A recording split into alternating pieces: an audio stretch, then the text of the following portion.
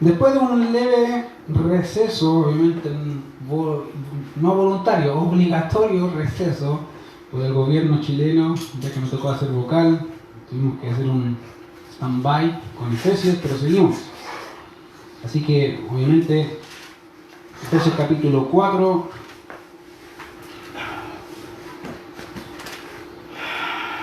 verso 1 al 10. Yo pues, preso en el Señor, os ruego que andéis como es digno de la vocación con que fuisteis llamados, con toda humildad y mansedumbre, soportándoos con paciencia los unos a los otros en amor, solícitos en guardar la unidad del Espíritu en el vínculo de la paz. Un cuerpo y un espíritu, como fuisteis también llamados en una misma esperanza de vuestra vocación. Un Señor, una fe, un bautismo, un Dios y Padre de todos, el cual es sobre todos y por todos y en todos. Pero a cada uno de nosotros fue dada la gracia conforme a la medida del don de Cristo, por lo cual dice, subiendo a lo alto llevó cautiva la cautividad y dio dones a los hombres. ¿Y eso de que subió qué? Sino que también había descendido primero a las partes más bajas de la tierra. El que descendió es el mismo que también subió por encima de todos los cielos para llenarlo todo. Y el mismo constituyó a unos apóstoles, a otros profetas, a otros evangelistas, a otros pastores y maestros, a fin de perfeccionar a los santos para la obra del ministerio, para la edificación del cuerpo de Cristo. Creo personalmente que muchos de nosotros de alguna vez hemos visto alguna serie, ya sea animada o película, de la Edad Media o que tenga que ver con un contexto de la Edad Media. En algunas ocasiones creo que hemos visto alguna serie donde hay reyes conquistando a otros reinos o tratando de no ser conquistados por otros reinos, y obviamente hemos visto probablemente alguna de ese tipo de películas.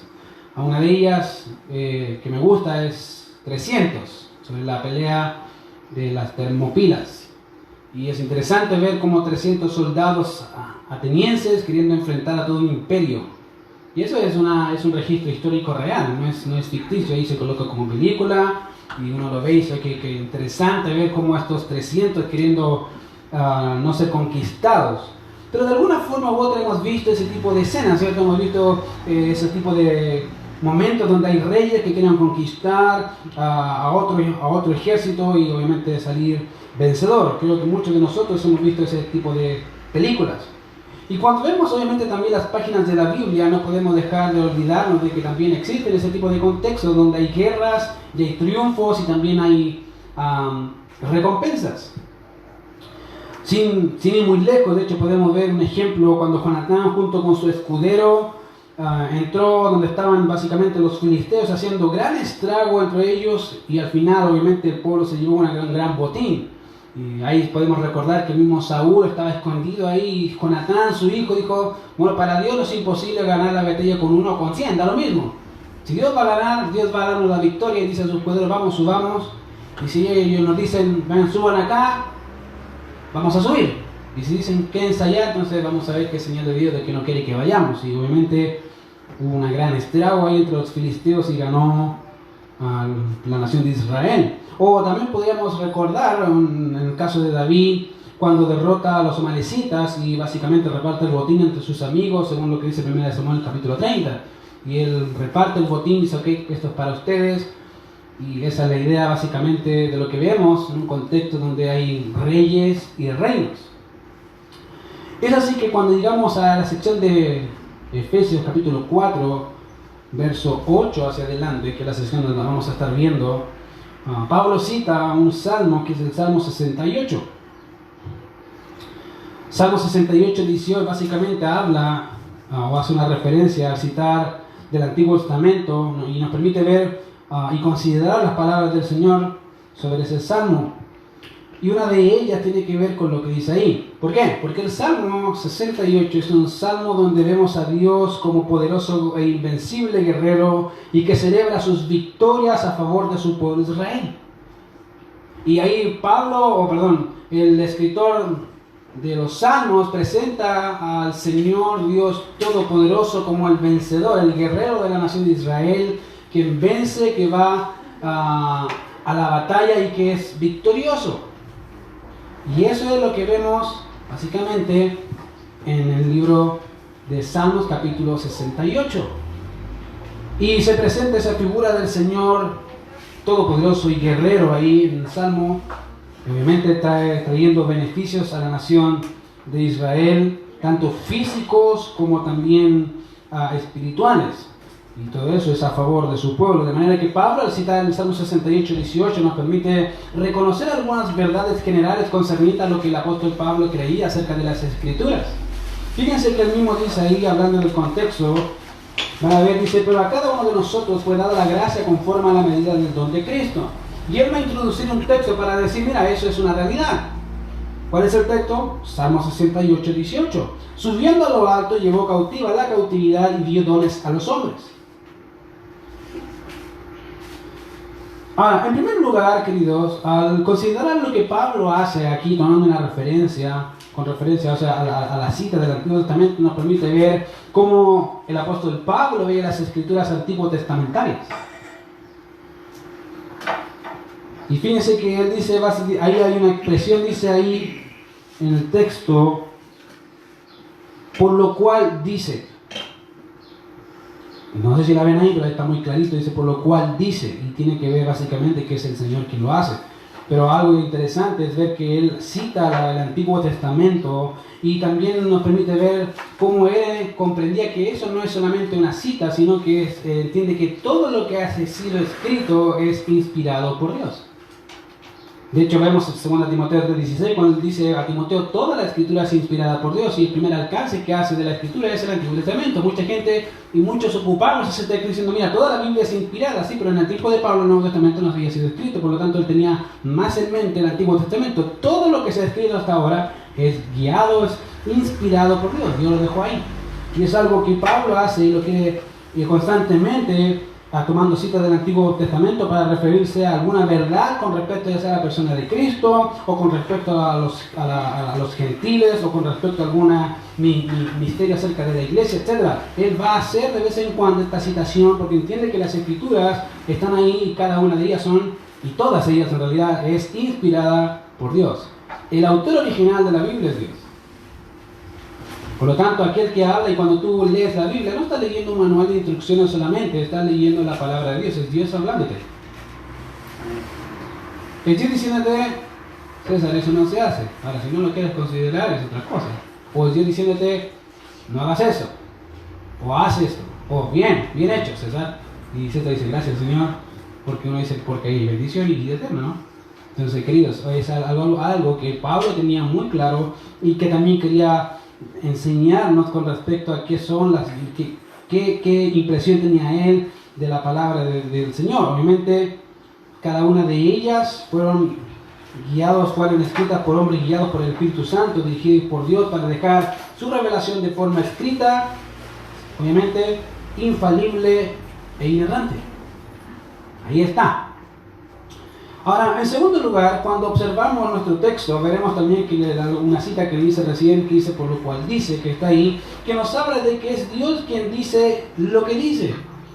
No es que se les ocurrió a hombres y que los apóstoles, los profetas y todos los que escribieron en el Antiguo Testamento eran personas súper geniales, súper asombrosas, con intelectos tan altos que en realidad superaban a cualquier creyente. En realidad no. La gran mayoría de los autores de la Biblia eran personas humildes. No eran personas que sabían mucho, de hecho a tal punto que Pablo con Juan fueron llamados por las autoridades judías como quienes son estos que hablan de esta forma, que son sin letra y del vulgo. Básicamente son personas no doctas, son personas comunes y corrientes, y del vulgo tiene que ver con personas que son torpes, tontas. No saben. Bueno, ellos son los escritores de la Biblia. Son personas normales, no son sobrenaturales, son personas como tú y como yo que Dios ocupó y utilizó en su tiempo para dejarnos su palabra escrita. ¿Eso qué nos dice? Nos dice mucho, nos dice que Dios ocupa a personas comunes y corrientes como tú y como yo para hacer su obra. Amén. Hay excepciones a la regla, sin duda, el apóstol Pablo.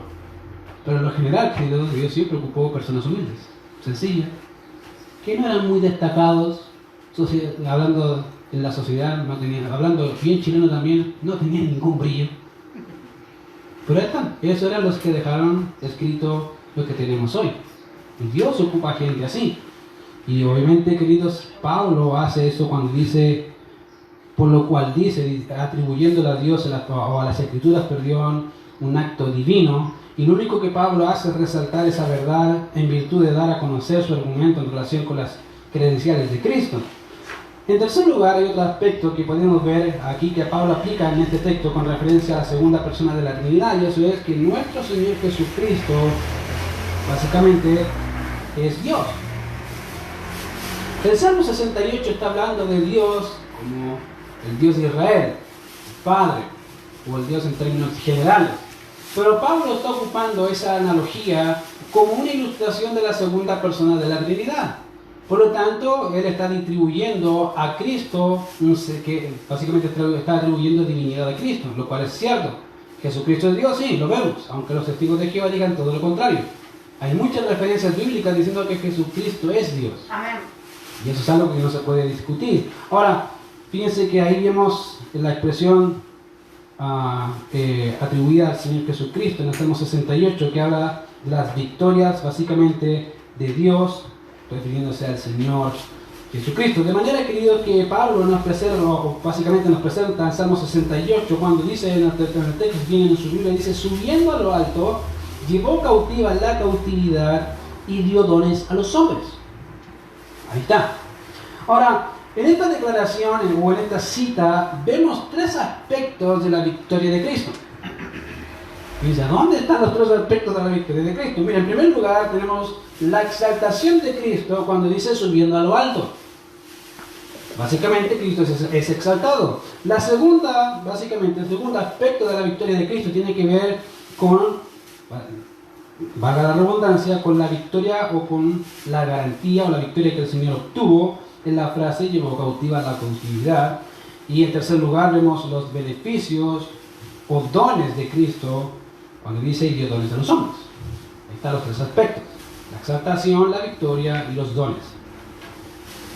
Así que vamos a ver la primera y gran verdad de la victoria de Cristo. Primero, la exaltación de Cristo tiene que ver con lo que dice ya hablé cuando se dice subiendo a lo alto, y eso es exaltación. Básicamente, de hecho, cuando vemos Hechos capítulo 1, verso 9, cuando el Señor va ascendiendo a los cielos, después que los discípulos recibieron instrucción del Señor, dice que fue alzado, ¿se acuerdan? A lo alto, y vienen los ángeles y dicen, este mismo Jesús que visteis descendiendo al cielo, ya vendrá. Por lo tanto, el Señor fue exaltado, y más adelante, de hecho, en la predicación de Pedro, en Hechos capítulo 2, verso 23, él hablándole a los incrédulos judíos, les comunica que ese Jesús a quien vosotros crucificasteis, Dios lo ha exaltado, o básicamente es exaltado por la diestra de Dios Padre. Dios lo exaltó, Dios lo levantó hasta lo sumo, de manera que todo hombre en la tierra un día se arrodillará ante aquel que una vez fue muerto. Amén. Y resucitó. Amén. Y esa es la idea. Por otro lado, querido, el autor a los hebreos nos habla en hablando de Cristo, no solamente que Él es más grande que los ángeles, de hecho eso es lo que dice casi el capítulo 1 entero, no solamente es más grande que Moisés, sino que es más grande que el sacerdocio levítico. A tal punto que el mismo apóstol en hebreo dice básicamente, nos presenta al gran sumo sacerdote, Cristo Jesús, diciendo y exhortando a los hermanos a retener la profesión y a acercarse confiadamente ante el trono de la gracia por medio de aquel que traspasó los cielos, Jesús, el Hijo de Dios. Él es excelso. No solamente como un hombre, querido, es excelso en todo su ser, en todas básicamente sus oficios. Él es rey, sí, Él es rey. Él es sacerdote, sí, Él es sacerdote. Y Él es profeta. De hecho, tenemos toda una revelación de Él escrita en Apocalipsis, ¿no? Directamente de la boca del Señor, hacia Juan. Y querido, ahí está. Él básicamente traspasó los cielos y hoy está sentado a la diestra de Dios Padre, de manera que el Señor mismo, dice el texto, entró en el santuario, dice el autor a los hebreos, hecho de mano, dice, entró en el santuario, no entró en el santuario hecho de mano, figura del verdadero, sino en el cielo mismo para presentarse ahora por nosotros ante Dios. Su ministerio sumo sacerdotal, Él se presenta cada vez que Natalia o Ricardo o Francisco peca, el Señor dice, ay, yo pagué por eso. Padre, yo pagué por eso. Aunque Satanás está ahí diciéndole, ¿viste lo que hizo el Señor? Como buen sumo sacerdote dice, yo pagué por eso. Mi sangre cubrió y limpió la multitud de pecados. Es algo interesante, pero eso es lo que hizo el Señor. Y no es algo que solamente se ve en el Nuevo Testamento, en el Antiguo Testamento también se ve algo de eso. Y es bueno poder entender, querido, que es ese Jesús a quien servimos. Él es nuestro Dios. Ese es el Jesús a quien servimos y de quien somos. Y tenemos en Cristo, y tenemos en realidad, querido, un Cristo exaltado. No tenemos un Cristo muerto. ¿Tú tienes un Cristo muerto? No. Yo no tengo un Cristo muerto, mi Cristo vive eternamente y para siempre. Amén. Una vez murió, sí, para pagar la culpa de mis iniquidades, pero hoy vive por los siglos. Amén. Y esa es la esperanza del creyente. No tenemos que arrodillarnos a una figura de yeso humana muerta, no sirve para nada. Podemos acercarnos confiadamente al trono de la gracia por aquel que murió y resucitó. Y hoy nuestro Cristo vive. Amén. Y esa es la mejor esperanza que tiene el creyente, de decir, si Cristo murió, yo muero con Él, y si resucitó, ahí estaré con Él, ¿no? Y esa es nuestra esperanza que tenemos todos aquellos que hemos creído en el Señor Jesucristo. Y no solamente eso, sino que también hoy el Señor está a la diestra del Padre, y por medio de la cual la iglesia participa de esa gloria de la cual Cristo es la cabeza. Hoy participamos de la gloria de Dios, de Cristo, ¿sí? Y uno dice, pero ¿cómo? Si yo no estoy allá. Querido, estás participando actualmente del hecho de que tienes vida eterna. La vida eterna empieza aquí y termina la eternidad futura. Hoy vives eso, aunque tú no lo creas. ¿Cómo lo sabes? Bueno, el Señor dijo, y esta es la vida eterna, que te conozcan a ti, el único Dios verdadero, y es Jesucristo a quien has enviado. Ahí está. Amén. Si tú disfrutas del Señor, estás participando de la vida eterna. Y entre más lo haces, más te preparas para tu lugar celestial. Querido, esa es la realidad de lo que Cristo ha hecho. Es aquí donde se nos presenta un Cristo triunfante sobre Satanás, sobre la muerte y sobre el pecado. Y Pablo explica un elemento que obviamente implícitamente está en el hecho de que el Señor haya sido exaltado. Y fíjense que Pablo muy acertadamente hace esa referencia. Si Cristo ha sido exaltado, tiene que haber sido humillado, ¿no? Así pues implícito, y Pablo te lo hace ahí. Mira lo que dice Efesios capítulo 4, versos 9 y 10, que nos habla de ese elemento diciendo, no solo que Cristo había sido exaltado, sino que había descendido. Y eso de que subió, dice Pablo en Efesios capítulo 4, versos 9 y 10, dice, y eso de que subió, ¿qué es sino que también había descendido primero a las partes más bajas de la tierra? El que descendió es el mismo que también subió por encima de todos los cielos para llenarlo todo. Y Pablo lo que iba a hacer aquí es decir, mira, hay algo que creo hay que explicarte. Y Pablo, como muy buen maestro, el teólogo, dice, mira, si Cristo subió, tiene que haber descendido. Y uno dice, ya Pablo, ¿pero a dónde? ¿A dónde? ¿Qué significa, Pablo? Explícanos un poco más. Ahora, el problema en este texto radica en identificar el significado de lo que Pablo tenía en mente cuando dice que sino que también había descendido primero a las partes más bajas de la tierra. ¿Qué se refiere? ¿Qué significa? ¿A qué se refería el apóstol Pablo cuando dijo a las partes más bajas de la tierra? ¿Qué significa? ¿Qué es? Ahora, déjeme citar algunas cosas porque dentro de ese texto o dentro de esa frase hay muchas posiciones.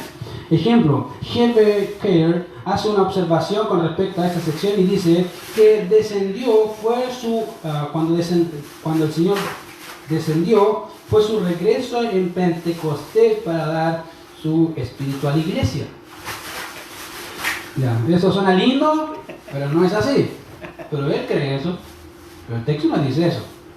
Y básicamente esta es una de las posiciones que algunos tienen con referencia a la expresión a las partes más bajas de la tierra. Por otro lado, otra interpretación de esta sección, básicamente la encontramos en los primeros padres de la iglesia que identifican esto como una referencia al Hades. Cuando dice las partes más bajas de la tierra, dice, ahí está el Hades. Ahora, si bien los primeros padres lo entendieron como una referencia a su descenso al Hades, Básicamente, lo asociaron básicamente también con 1 Pedro capítulo 3, verso 19, que dice, el cual también fue y predicó a los espíritus encarcelados, y lo que interpretaron como su infierno mortificante, según ellos. Y algunos creen, dicen, mira, fue y predicó, lo que básicamente proclamó su victoria, y eso es lo que tiene que ver con el significado ahí. Ahora, algunos piensan eso, sí, algunos lo piensan, y aunque obviamente pareciera que esto es lo que el texto quiere decir, no se menciona ninguna referencia a que Cristo descendió al infierno en Efesios capítulo 4, verso 9. No dice nada de eso. Dice que descendió a las partes más bajas de la tierra, y algunos aluden de que esas partes más bajas de la tierra es el infierno, es el Seol. Podría ser, pero no es todo. Ahora, obviamente, eso es lo que interpretaron como un infierno mortificante, y eso es lo que ellos entendieron.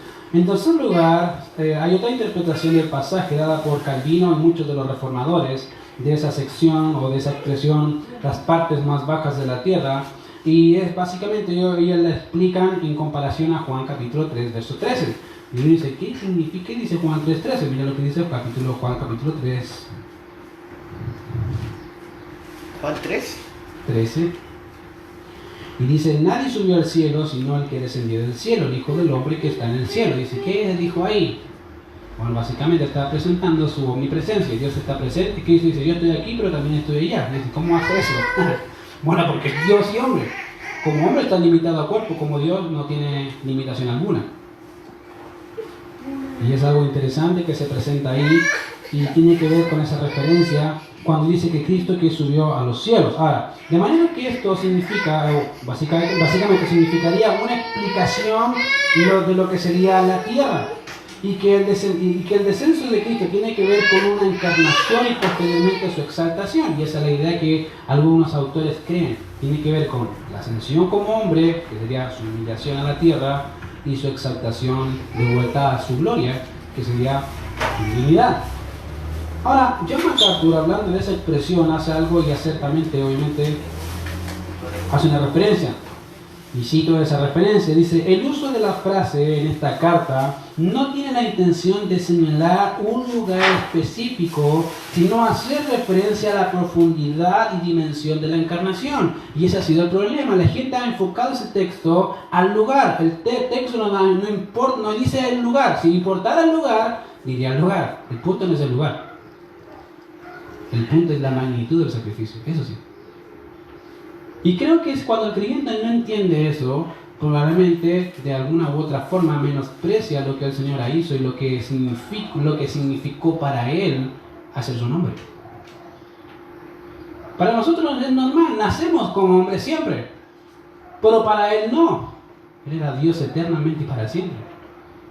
Y un Dios infinito, eterno, que tiene que cohabitar con seres finitos, mortales, llenos de pecado y de maldad. Qué impresionante ha sido para él tener que llegar a nacer como un hombre limitado, de sentir hambre por primera vez, sentir sed. Nunca había sentido eso. Y uno dice, pero eso es normal para nosotros. Sí, para nosotros sí, para Dios no, Él no siente necesidad. Pero cuando se encarnó ahí entendió que significa en realidad sentir sed, sentir hambre, porque Él lo vivió. Él entiende perfectamente lo que significa ser tentado, porque Él fue tentado en todo según nuestras semejanzas, pero sin pecado, dice el texto. Amén. Si tú dices, ¿sabes qué, Señor? Pequé y no pude soportar la tentación, el Señor dice, yo sé lo que significa ser tentado y mucho más de lo que tú sabes. Porque tus tentaciones son limitadas a tu cuerpo físico, las mías estaban limitadas y extendidas a lo divino. Cada una de las tentaciones tenían como un enfoque divino. Si Satanás es muy astuto, dijo, si tú eres hijo de Dios, di que las piedras se conviertan en pan. Mucha gente dice, que Satanás no sabía que Jesús era Dios. O sea, Satanás sabía que Jesús era Dios. Lo que Satanás está diciendo ahí dice, mira, yo sé que tú eres Dios y porque eres Dios, a ver, cambia las piedras en pan. Yo sé que puedes hacerlo, hazlo. Y se quita el hambre. ¿Se fijan que es mayor la tentación? ¿Por qué? Porque él sabe que puede hacerlo. Absurdo sería que Satanás dijera, nadie convierte los panes en pan, y nadie decir, yo no puedo hacer eso. ¿De qué me sirve? Eso no es tentación, eso no tienta a nadie, ni a mí me tienta, porque yo sé que yo no puedo convertir las piedras en pan. Pero sí puede decirme, mira,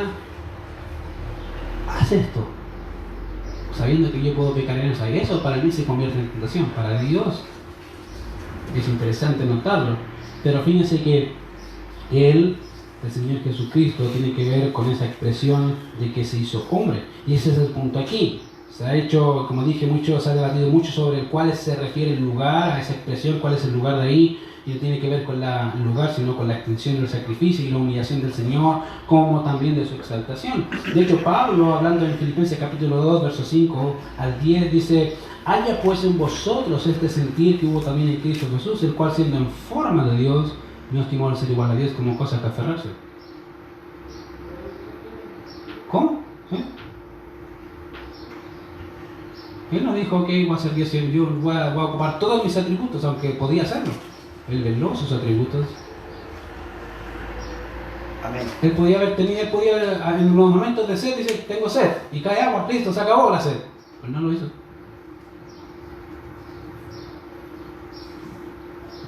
Siendo en forma de Dios, no estimó el ser igual a Dios como cosa que aferrarse, sino que se despojó a sí mismo, tomando forma de siervo, hecho semejante a los hombres. Fíjense, y estando en la condición de hombre, no solamente siendo un hombre. Fíjense, una cosa es hacerse un hombre y otra cosa muy diferente es hacerse esclavo y siervo de los hombres. Y eso es lo que dice ahí. Y estando en la condición de hombre, se humilló a sí mismo, haciéndose obediente hasta la muerte y muerte de cruz. Por lo cual Dios también le exaltó hasta lo sumo. Queridos, eso es algo impresionante. Que el Señor del universo se haya hecho un hombre es una cosa. Que haya servido a hombres pecadores es otra, y otra peor y mucha más humillante: morir por los hombres pecadores que merecían el infierno. Eso sí que es glorioso. ¿Podría haber ocupado otra forma? Sí y no. Eres Dios, podría haber hecho otro plan. Pero en base al plan determinado por el Padre no podía hacerlo. Esa es la única forma, la muerte. No hay otra forma. Sin derramamiento de sangre, dice el texto, no se hace remisión. El inocente tenía que pagar por los pecadores. Y el justo pagó por los injustos, para llevarnos a Dios. Si hoy tú puedes orar al Padre y ser escuchado por Él, solamente por Cristo. No hay más. Si hoy puedes inclinarte ante su presencia y derramar tu corazón al Señor, es solamente por Cristo. No porque haya un mérito alguno en ti, solamente por su obra redentora. De manera que antes de la gloria, querido, siempre hay sacrificio. Y eso es algo que no se te puede olvidar. ¿Por qué? Porque hoy la gente quiere gloria. Es la tentación, ¿no? Fue la tentación para el Señor. En los momentos difíciles, como la tentación, que fue lo que hizo el Señor, que hizo Satanás: sáltate, ¿por qué quieres sufrir? Si tú no necesariamente tienes que sufrir. Y el Señor dijo: no, escrito está. Y en la muerte, ya cerca de la muerte, ocupó a uno de sus cercanos, Pedro. ¿Cómo vas a hacer eso? ¿Cómo vas a morir? Y el Señor dice: apártate de mí, Satanás, me harás tropiezo. Queridos, los hombres queremos evitar el sufrimiento, como sea. Queremos huir, correr, arrancar del sufrimiento. Entre más lejos del sufrimiento esté, mejor para mí. Querido, el Señor no se saltó el sufrimiento.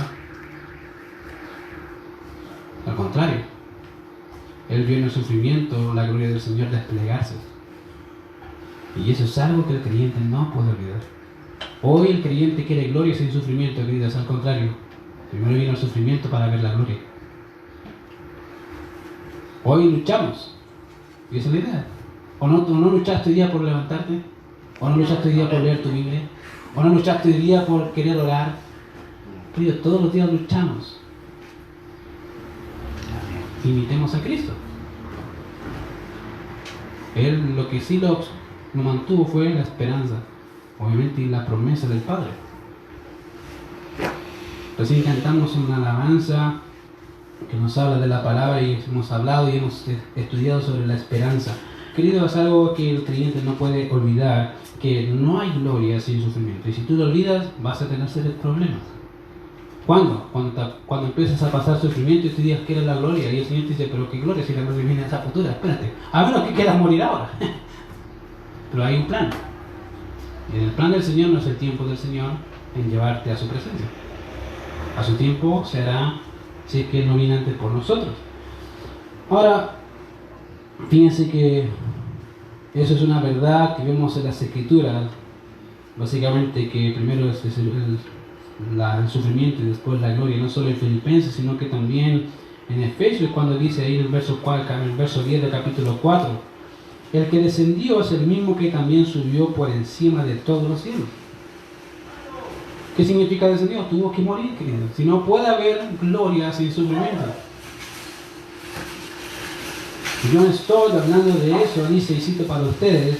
Por lo tanto, lo que está en la mente de Pablo no es tanto el descenso y ascenso en términos espaciales, sino la humillación y la exaltación, hasta última trayéndola a Cristo, la autoridad y el poder universal, como resultado del cual derramó sobre la iglesia, que dirige tanto el Espíritu mismo para que more allí, como los dones del Espíritu para edificarla y hacerla madurar. Querido, todo lo que Dios ha hecho, todo lo que Cristo ha hecho fue un propósito. Él pudo obtener los derechos por la muerte.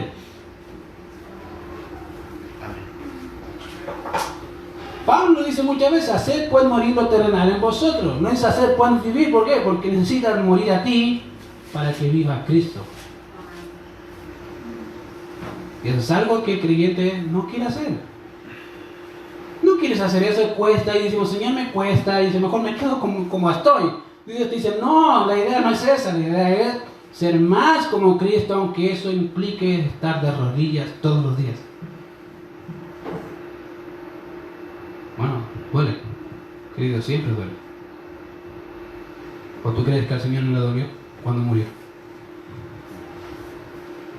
Querido, esas son cosas físicas, pero hay una cosa eterna en los cielos que nos espera. Por lo tanto, la idea de Pablo en Efesios 4, 8 al 10 es que entendamos el precio infinito de lo que significa para el Señor el venir a esta tierra, encarnarse, nacer, vivir entre los hombres pecadores, ser vituperado, afrentado y maldecido, hasta ser condenado y muerto para llevarnos a Dios y ser hallados en Él sin mancha ni contaminación, al ser exaltado hasta lo sumo a la diestra de Dios Padre y ejercer su autoridad absoluta como soberano para gobernar el mundo, a su iglesia y otorgar dones en vista de esa victoria que una vez consumó, una vez y para siempre.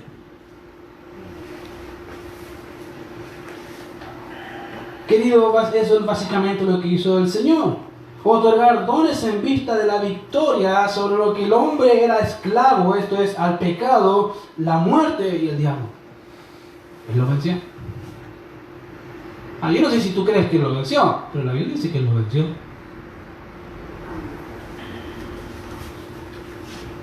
Y eso tiene que ver cuando dice, le exaltó. Básicamente lo que dice Efesios capítulo 4, es la primera sección que habla de la victoria de Cristo. Y obviamente también, si ven en sus textos en Efesios capítulo 4, van a notar el segundo aspecto de esa victoria. Vimos que el primer aspecto, vimos que el primer aspecto de esa victoria tiene que ver con la exaltación. El segundo aspecto de lo que el Señor hizo tiene que ver con su victoria. Y ese es el elemento, obviamente, cuando lo vemos ahí, cuando dice, llevó cautiva la cautividad. Y el tercero es, y dio dones a los hombres. Ahora, el segundo aspecto que dice que llevó cautiva la cautividad, a lo que básicamente hace una referencia sobre la victoria de Cristo, ahí puede traducirse de la siguiente forma, puede traducirse como llevó la prisión, llevó la prisión, o llevó cautiva, o la prisión, a los prisioneros. Esa es la idea. Dice, ¿cómo llevó a la prisión a los prisioneros? No entiendo. Nosotros los cantantes, por si acaso, están, los prisioneros de esos que cantan, no son eso. ¿Ya? Ahora, básicamente, cuando dice llevó cautiva la cautividad, hay una pregunta que debemos contestar, y la pregunta es la siguiente: ¿a qué se refiere el apóstol Pablo con llevó cautiva la cautividad, o qué es lo que tenía en mente con esa declaración? Bueno, cuando el Señor habla de llevó cautiva la cautividad, debemos tener en mente algunos aspectos de lo que esa declaración implica para poder entenderla. En primer lugar, la expresión puede entenderse mejor, como les dije, llevó prisionera la prisión. suena mejor, ¿cierto? Llegó prisionero a la prisión, ok. Y uno salta a tener una pregunta, ¿pero qué prisión? Bueno, vamos a ir ahí.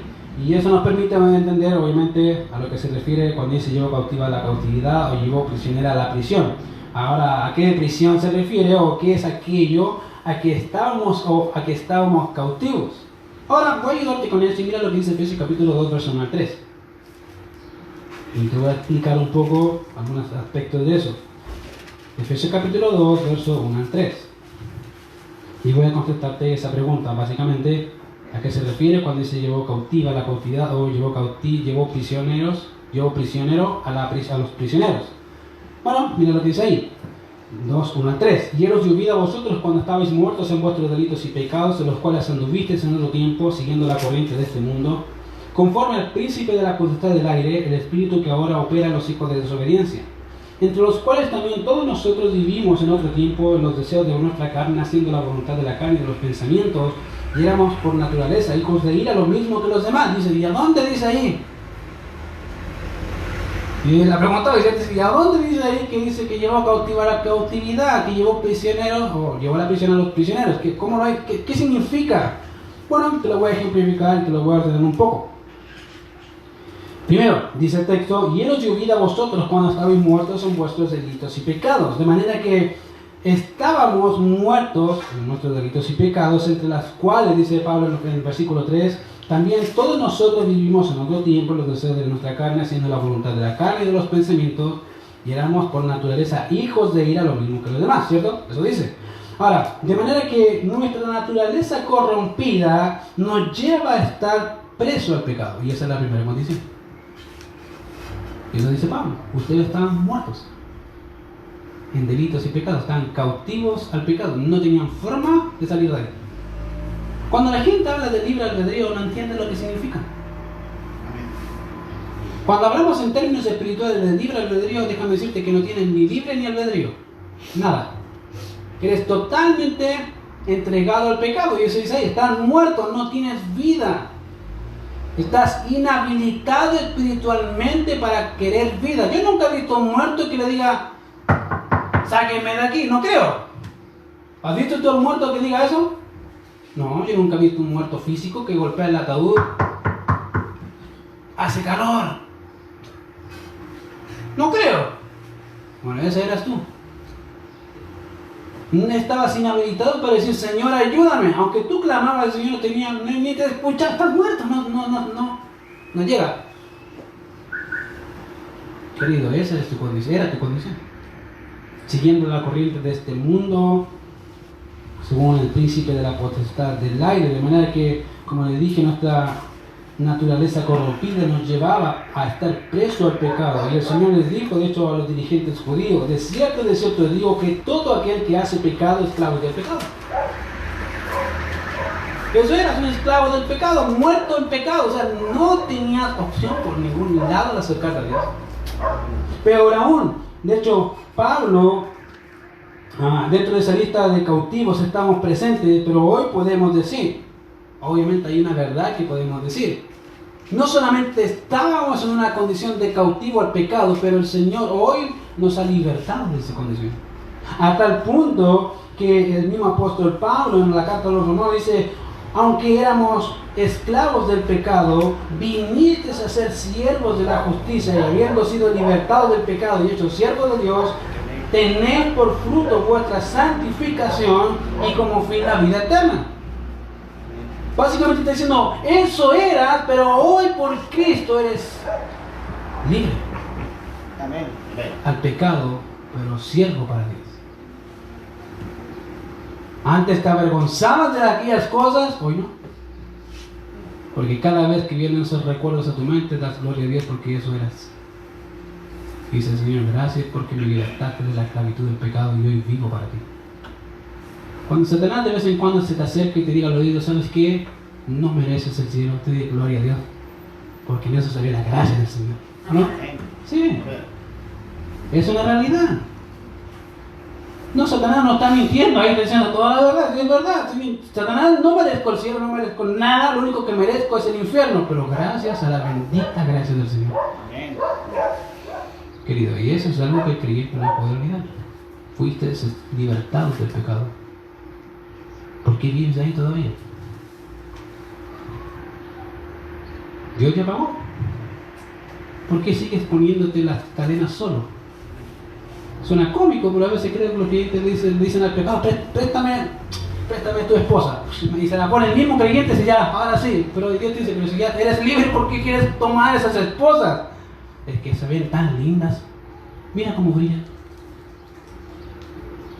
Pero a veces somos así. Queremos volver a la esclavitud del pecado cuando el Señor ya te ha hecho libre de eso. Así que la primera cosa a la cual éramos cautivos y ahora tenemos victoria es el pecado. En segundo lugar, el hecho de haber estado muertos en delitos y pecados nos ponía en una condición de muerte, a lo cual todos vamos, de hecho, en esa condición. Solamente que el creyente tiene una esperanza, que es Cristo. Fíjate que el Romano dice: por tanto, como el pecado entró en el mundo por un hombre, y por el pecado la muerte, así la muerte pasó a todos los hombres, por cuanto todos pecaron. Todos mueren.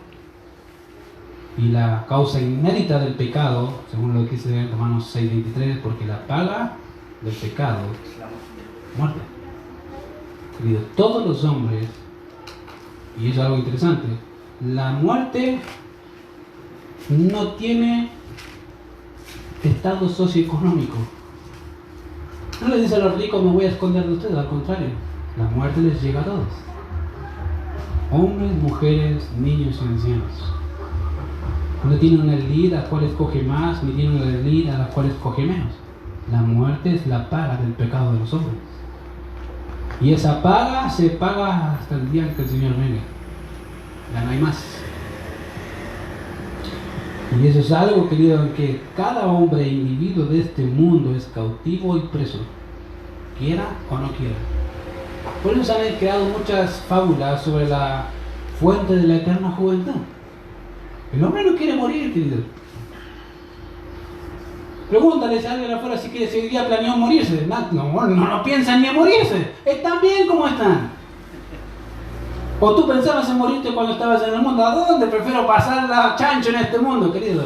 Pero la muerte llega como ladrón. Y eso es algo que el hombre no puede evitar y que no puede cuestionar, porque es algo que a todos nos toca. Excepto a aquellos que van a ver al Señor, van a venir y el Señor se lo lleve. Va a ser la única generación. Todos los demás van a morir. Y eso es algo que está implícito y explícito en la vida de las personas. De manera que éramos cautivos a la muerte por nuestra condición pecaminosa. Y no teníamos, fíjense, no solamente éramos cautivos a la muerte, no teníamos esperanza, no teníamos Dios, no teníamos pacto, no teníamos promesas, no había esperanza real y genuina hasta que la gracia de Dios nos alcanzó. Y hoy podemos decir juntamente con el apóstol Pablo, ¿dónde está, oh muerte, tu aguijón? ¿Dónde está, oh sepulcro, tu victoria? ¿O no? Podríamos decir, muerte, ven, no hay problema, te espero. No hay problema si muero, ¿por qué? Porque mi Redentor vive, y si Él vive, yo vivo con Él. Amén. Pero esa éramos nosotros, queridos. Cautivos al pecado, cautivos a la muerte. Pero hoy el Señor nos ha libertado para dejar de vivir en el pecado y para ya no temer a la muerte. Mira, que el Señor es grande, ¿no? Y eso lo Dios lo concedió cuando murió y resucitó. Eso es algo que tú no puedes olvidar, eso debería ser tu motor, y eso es lo que Pablo está queriendo hacer aquí. Por eso cita el texto, ¿por qué? Porque vemos a un Cristo victorioso, que no solamente venció, sino que dio dones. En tercer lugar, seguíamos, dice Efesios capítulo 2, verso 3, seguíamos la corriente de este mundo, conforme al príncipe de la potestad del aire, el espíritu que ahora opera en los hijos de desobediencia. De manera, querido, que éramos cautivos del diablo. Ahí tienes el tercero. E ibas donde Él te decía, sin dudarlo. Él era nuestro Señor y amo, y básicamente seguíamos sus instrucciones y nos gozamos con sus gozos. ¿O cuántas veces te reíste cuando alguna vez le mentiste a alguien sin que nunca se dio cuenta? Y te reías, ¿no? Qué tonto, que nos decíamos tontos. Bueno, hijos del diablo. Muy parecidos al Padre. Pero querido, de ahí nos sacó el Señor, siendo hijos del diablo. Amén. Y es algo que generalmente no lo pensamos, pero ahí está, en el texto bíblico está. Y esa es la idea de que Pablo, cuando dice que llevó cautiva a los cautivos, o llevó básicamente prisionero a la prisión. Él venció eso. Él tiene la llave de la muerte y del Hades, no hay problema. Amén. Él tiene el poder sobre el pecado y te lo ha dado. Y esa es la cosa que nos sorprende. Nos ha dado las facultades para vencer el pecado y no queremos vencer el pecado. ¿Verdad? El problema no es de Dios, el problema son nosotros. Pero Él ya te dio las facultades. Tú no puedes ir ahí o donde el Señor dice, Señor, pequé porque me faltó más de tu gracia, y el Señor te va a decir, ¿cómo te faltó más de mi gracia? Te di toda mi gracia. ¿De qué me estás hablando? ¿No me conoces? ¿No entiendes?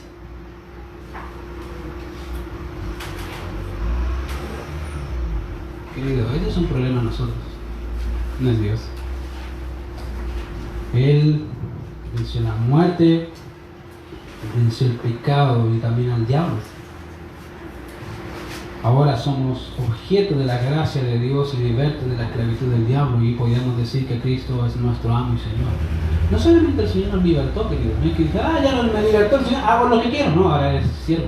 Y la palabra siervo dice esclavo. El esclavo, dejaste de tener un dueño a tener otro dueño. Y esa es la idea. Algo interesante de las mujeres, quiero hacer una ilustración solamente, que la mujer siempre haya querido la independencia, ¿cierto? Del hombre. El problema de eso es que la mujer, si no aprende a ser sumisa con su padre, no va a ser sumisa con su esposo. La mujer nunca deja de tener a alguien a quien obedecer. ¿Se fija? Interesantemente. Deja de obedecer al papá y se me voy a ir de la casa, me voy a casar para irme de esta casa. Sí, se le olvida que al otro también lo tiene que obedecer. Es interesante, pero es exactamente lo mismo con el creyente. El creyente dice, gracias Señor porque me libertaste del pecado, y piensa que no hay que hacer nada más. No, tienes que obedecer ahora al nuevo amo. Es mucho mejor. Amén. Sin duda. Amén. Sin duda. Y en tercer lugar, tenemos el elemento o aspecto de la victoria de Cristo, la cual son los dones o los beneficios que Él nos da. Y eso básicamente lo vemos en la declaración del texto que dice, dio dones a los hombres. Y la palabra don que se presenta en nuestro texto es la palabra dómata. Esta palabra significa básicamente regalo en su más amplio sentido de la palabra, y es la misma palabra que encontramos en Mateo 7:11, Lucas 11:13, que son básicamente parábolas. Pero también la encontramos en Filipenses capítulo 4, verso 17, cuando el mismo apóstol Pablo, hablando del apoyo que la iglesia ha tenido para con él les dice a ellos, no es que busque dádivas o regalos vuestros, sino que busco fruto que abunde en vuestra cuenta. Y la palabra ahí es básicamente un regalo, algo con todo lo que implica. Ahora, cuando vemos esta palabra, en nuestro texto, en Efesios capítulo 4, verso 8, debe ser entendida como regalos, es como ya dije, en su más amplio sentido. Y eso se corresponde gratamente, correctamente, con lo que dice el verso 6. Cuando dice Dios sobre el don. Miren lo que dice Efesios capítulo 4, verso 6.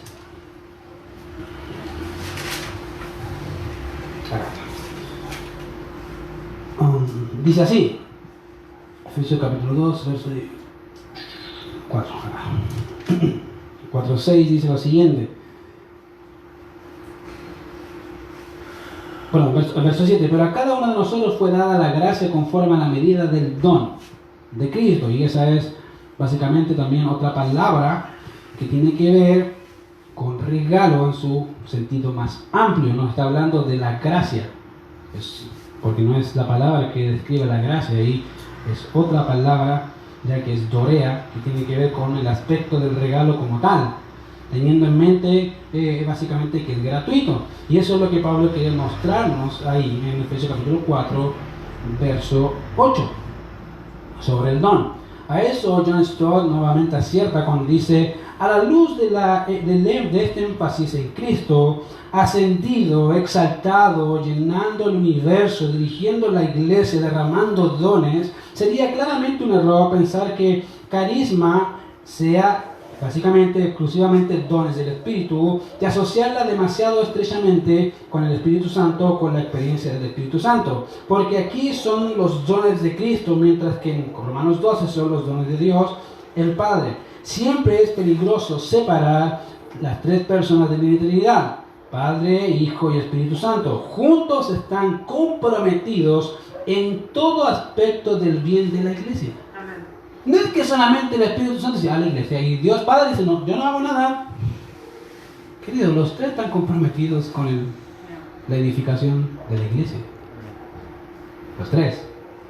Todo eso es semejante, querido, y todo lo que se ha presentado es semejante a la llegada de un conquistador a su reino, que después de haber desbaratado el reino enemigo y haber hecho nada y aniquilado todo a sus enemigos, haberle quitado sus posesiones más preciadas, va a su reino victorioso cabalgando en un caballo blanco y despliega dones a su gente, regalos y beneficios a su pueblo. Así nuestro Señor, todo victorioso sobre la muerte, sobre Satanás, el diablo y sobre el pecado, ha derramado dones a su pueblo. Amén. Él lo ha hecho. De manera que el mismo texto dice: el mismo constituyó. No es que, querido, a los pastores se le ocurrió ser pastor. Y pasa en algunas iglesias que dicen: tengo el llamado de ser pastor. Y nadie ve el llamado, pero él es el único que lo ve. No, querido. Él dio, dice, y él mismo constituyó a unos apóstoles, a otros profetas, a otros evangelistas, a otros pastores y maestros, a fin de perfeccionar a los santos para la obra del ministerio, para la edificación del cuerpo de Cristo. La pregunta es: ¿son estos dones vigentes? ¿Están todos operativos? Lo vamos a ver la próxima semana. Señor, te alabamos por este tiempo y gracias por tu palabra, porque tú venciste la muerte, venciste el pecado y hoy reinas. Y nosotros reinamos contigo. Gracias porque podemos decir que tenemos, Señor, la victoria por ti. Perdónanos por vivir como derrotados en el pecado, por vivir como si la muerte nos alcanzara y no hubiese más esperanza, y aún con pensar de que el enemigo, el diablo, tiene potestad sobre nosotros. En realidad las cosas son totalmente diferentes. Podemos decir que hoy vencemos al pecado por Cristo Jesús nuestro Señor. Podemos decir que ¿dónde está muerte tu hijo? ¿Dónde ha estado sepulcro tu victoria? Y podemos decir al diablo que hoy pertenecemos a un Señor infinitamente mayor, lleno de gracia y de misericordia. Gracias, Señor, por lo que has hecho, porque todo eso lo hiciste para tu gloria y queremos glorificarte porque tú eres digno de eso. En Cristo Jesús oramos. Amén.